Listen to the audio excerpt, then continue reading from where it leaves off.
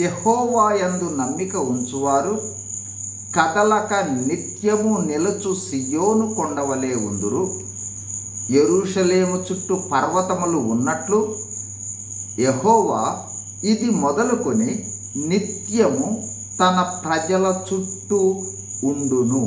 కీర్తనల గ్రంథము 125 మొదటి 2 వచనాలు.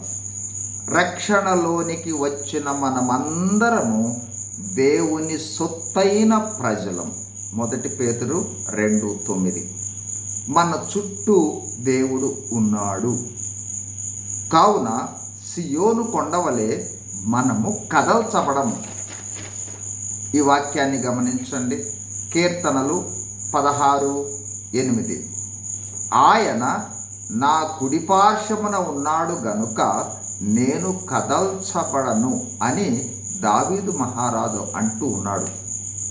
ఈరోజు పరిశుద్ధాత్మతో నింపబడి ఆవరించి ఉన్న వాళ్ళముగా మన ముందు, వెనక, కుడి ప్రక్క, ఎడమ ప్రక్క, పై భాగాన, క్రింది భాగాన సమస్తము ఆత్మస్వరూపిగా దేవుడు మనలను ఆవరించి ఉన్నాడు.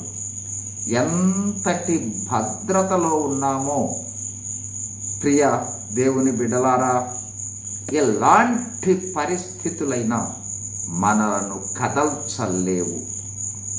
కావున దావీదు వలె నిబ్బరంగా, ధైర్యంగా, నమ్మకంగా, సంపూర్ణంగా దేవునిపై ఆధారపడదాం.